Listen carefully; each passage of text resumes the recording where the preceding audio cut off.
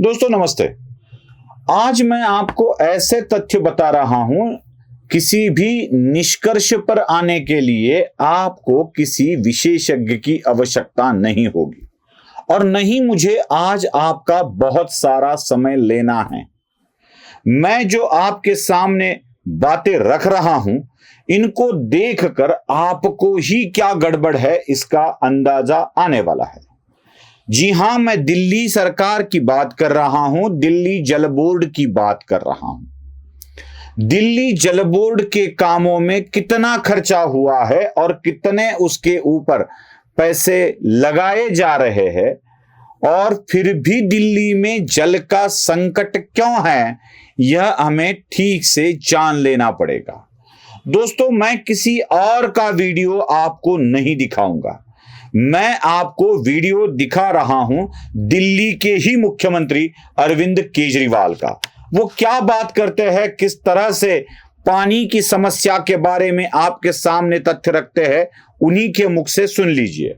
दिल्ली के अंदर पानी की कमी नहीं है। Delhi produces 840 million gallons of water every day and Delhi has a population of 1.5 crores. It comes to 220 liters per capita per day. 220 liters means 11 buckets of water for every single citizen in Delhi.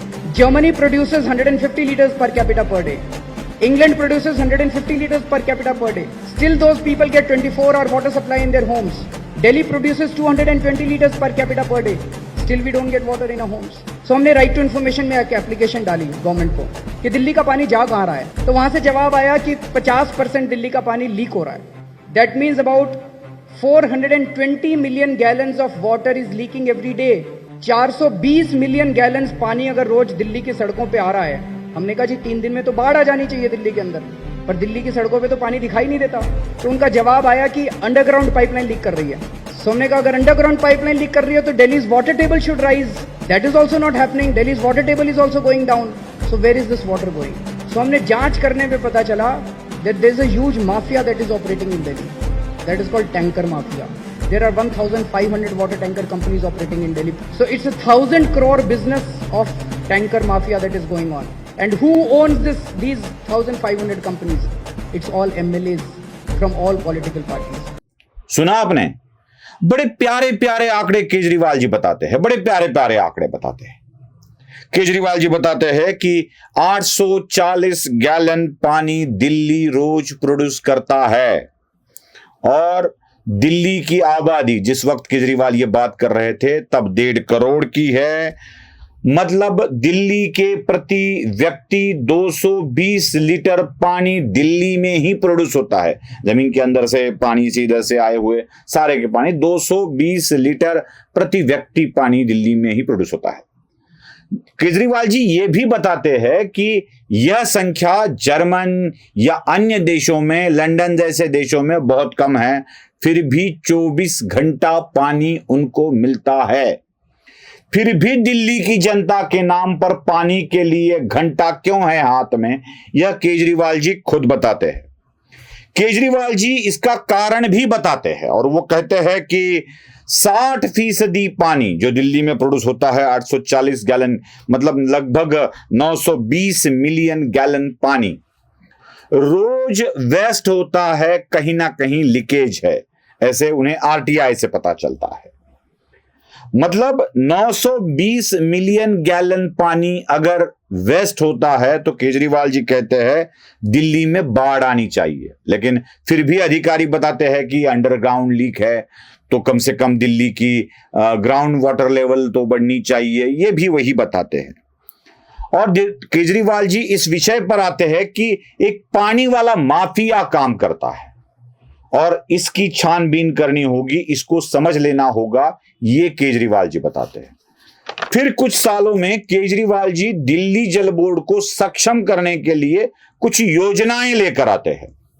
जरा ठीक से समझिए, कुछ योजनाएं लेकर आते हैं, कुछ योजनाओं को मंजूरी मिलती है, फिर लीकेज का पता चलेगा आपको। मैं आपको सारी योजनाएं बता देता हूं। दिल्ली जल बोर्ड का वह कागज भी आपको दिखा देता हूं, पहले देख लीजिए। पहला वाला ही कागज मैं आपको दिखा रहा हूं, इसके ऊपर बहुत सारी बातें हो सकती है। पहला वाला कागज ही दिखा रहा हूं। अब मैं आपको इसमें लिखे आंकड़े दिखाना चाहता हूं, जो ग्राफिक्स की सहायता से समझ लीजिए आप। 1 फरवरी 2018 को 1289 करोड़ की योजना को मंजूरी दी गई। फिर 27/2/19 को और एक बार दिल्ली जल बोर्ड की मीटिंग हुई, उसमें 172 करोड़ की योजना को मंजूरी दी गई। 28/3/18 को 726 करोड़ की योजना को मंजूरी दी गई। 7/5/18 को 592 करोड़ की योजना की मंजूरी दी गई। 29/5/18 को 80 करोड़ की योजना को मंजूरी दी गई, खर्च को मंजूरी दी गई। 9/7/18 को फिर 149 करोड़ की खर्च को मंजूरी दी गई। 24/8/18 को 1496 करोड़ के खर्चे को मंजूरी दी गई। 15/10/18 को 4515 करोड़ की पैसे मंजूर किए गए। 24/12/18 को 1277 करोड़ रुपए को आवंटन किया गया और 26/12/17 को 61 करोड़ रुपए दिए गए दिल्ली जल बोर्ड को, जो कि दिल्ली के पानी के किल्लत को खत्म करे। अब जब कुल 12 काम किए जाते हैं, कुल 12 बार पैसे दिए जाता है और टोटल आंकड़ा देखा जाए तो 14,747 करोड़ रुपए दिल्ली जल बोर्ड के भिन्न भिन्न कामों के लिए दिए जाते हैं।